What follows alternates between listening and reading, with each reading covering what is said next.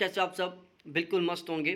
तो देखो, आज हम इस वीडियो में बात करने वाले हैं बीएसटीसी के जो पेपर हुआ है उसके बारे में। और आप सभी का बहुत अच्छा पेपर हुआ होगा और आप जितनी उम्मीद करके गए थे, आपको जितनी आशा थी उससे कहीं ज़्यादा ही अच्छा पेपर हुआ होगा आपका।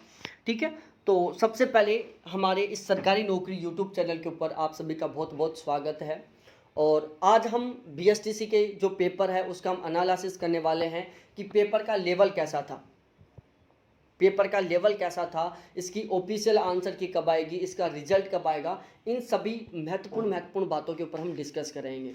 ठीक है, तो यदि आपका सपना है सरकारी नौकर बनना, आपका सपना है बीएसटीसी में एक बहुत अच्छी कॉलेज लेना, तो प्लीज़ इस चैनल को ज़रूर सब्सक्राइब कर लें, क्योंकि यहाँ पर हम इस चैनल के माध्यम से पूरे भारत में कहीं पर भी यदि कोई भी सरकारी नौकरी के संबंध में नोटिफिकेशन निकलता है तो उनसे हम आपको सबसे पहले अपडेट रखेंगे। ठीक है, और इसके अलावा सबसे महत्वपूर्ण बात बता दें, यदि बीएसटीसी के इस एग्ज़ाम के संबंध में यदि कोई भी नई जानकारी आती है, कोई भी नया अपडेट आता है, तो हम आपको इस चैनल के माध्यम से सबसे पहले अपडेट रखेंगे। चाहे फिर वो जानकारी आंसर की के संबंध में आए, चाहे वो आंसर की ऑब्जेक्शन का फॉर्म अप्लाई होगा उसके संबंध में आए, चाहे वो फिर रिजल्ट के संबंध में आए, चाहे वो काउंसलिंग के संबंध में आए, मतलब इस बीएसटीसी के एग्ज़ाम के संबंध में यदि कोई भी नई जानकारी आती है तो हम आपको इस चैनल के माध्यम से सबसे पहले प्रोवाइड करवाएंगे। तो प्लीज़ चैनल को ज़रूर सब्सक्राइब कर दें और अपने सभी के सभी जिगरी दोस्तों के साथ, अपने सभी के सभी यारों के साथ शेयर कर दें। ठीक है, और वीडियो को लाइक कर दें। देखो, यहाँ पर हम बताने वाले हैं, सबसे पहले हम बात करते हैं। देखो, हमने बहुत सारे सेंटरों पर गए थे, जयपुर में 8-10 सेंटर के ऊपर गए थे हम, जहाँ पर बीएसटीसी का पेपर था, और हमने हर सेंटर से 7-8 कैंडिडेटों से रिव्यू लिया, बिल्कुल डायरेक्ट जाकर, एक तरीके से हम बोल सकते हैं लाइव रिव्यू लिया है हमने स्टूडेंट्स का। ठीक है, और हमने 7-8 सेंटर पर जाने का सबसे बड़ा कारण ये था कि एक तो प्रेजेंट का रेशियो पता चलाना कि कितने कैंडिडेट पेपर देने के लिए आए थे। भाई, कितने कैंडिडेट पेपर देने के लिए आए थे। तो देखो, हमने जितने भी स्टूडेंटों से बात की थी, ओवरऑल हम निष्कर्ष निकालते हैं कि 75 से 80% के बीच कैंडिडेट पेपर में प्रेजेंट थे। कितने? 75 से 80% के बीच में, मतलब 75 से 80% के बीच में कैंडिडेटों ने पेपर प्रेजेंट किया, पेपर देने के लिए आए थे। और 20 से 25% कैंडिडेट थे जो एब्सेंट थे। ठीक है, तो देखो 20-25% टोटल फॉर्म भरे गए हैं यहाँ पर आपकी बार 4,73,000, और 4,73,000 में से हम यदि सीधे सीधे भी निकालते हैं 20% भी निकालते हैं तो आप देख लो, मतलब समथिंग 3-3.5 लाख कैंडिडेटों ने ये एग्ज़ाम दिया ओवरऑल। ठीक है, तो बिल्कुल कम कंपटीशन है, अब की बार तो सिलेक्शन बिल्कुल सीधा सीधा हो रहा है। ठीक है, उसके बाद हम यहाँ पर बात करते हैं। देखो, अब की बार जो ये 20 से 25% प्रेजेंट का रेशियो था, उसका सबसे बड़ा कारण, देखो अब की बार फॉर्म भी कम भरे गए हैं। आपको पता है 4,73,000 ही फॉर्म भरे गए हैं, जबकि पिछली बार 6,69,000 फॉर्म भरे गए थे।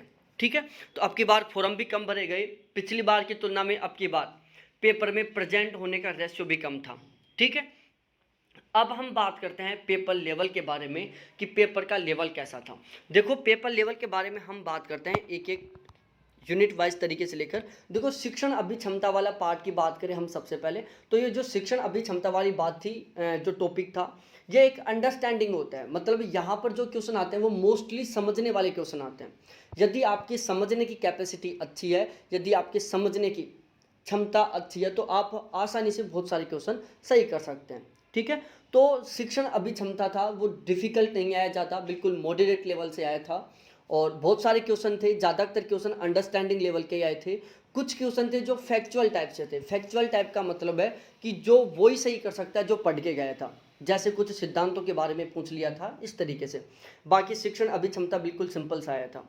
इसके अलावा राजस्थान जीके की बात की तो राजस्थान जीके में सबसे ज़्यादा क्वेश्चन आए थे ज्योग्राफी के, उसके बाद पॉलिटिकल साइंस के क्वेश्चन थे। ठीक है, सबसे ज़्यादा राजस्थान ज्योग्राफी के थे, उसके बाद पॉलिटिकल साइंस के थे। तो यदि आपने राजस्थान ज्योग्राफी और पॉलिटिकल साइंस बहुत सही ढंग से पढ़ के गए थे कोई भी, तो वो आसानी से राजस्थान जीके को सही कर दिया होगा। ठीक है। उसके बाद यदि हम मानसिक योग्यता की बात करें तो यहाँ से बिल्कुल एवरेज टाइप का पेपर आता है, बिल्कुल जिसको हम डिफिकल्ट भी नहीं बोल सकते, सिंपल भी नहीं बोल सकते। ऐसा नहीं है कि चलो हर कोई बिल्कुल सारे क्वेश्चन ठीक करके आ जाएगा, मतलब जो पढ़ के गया है वो बहुत अच्छा पेपर कर सकता है, जो पढ़ के गया है वो मानसिक योग्यताओं में से बहुत अच्छे क्वेश्चन सही कर सकता है।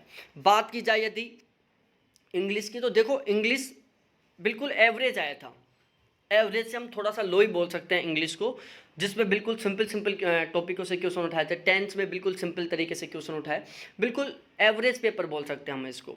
और संस्कृत और हिंदी की बात करें तो यहाँ पर भी ज़्यादा डिफिकल्ट पेपर नहीं आया था, ठीक है। यहाँ पर भी बिल्कुल सिंपल व्याकरण से क्वेश्चन उठाए थे, ठीक है।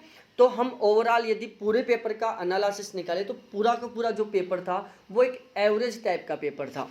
एवरेज टाइप का मतलब है न तो डिफ़िकल्ट था न सिंपल था। ऐसा नहीं है कि जो बहुत ज़बरदस्त तरीके से पढ़ के गया वही ज़्यादा मार्क्स लेके आएगा, ऐसा नहीं था।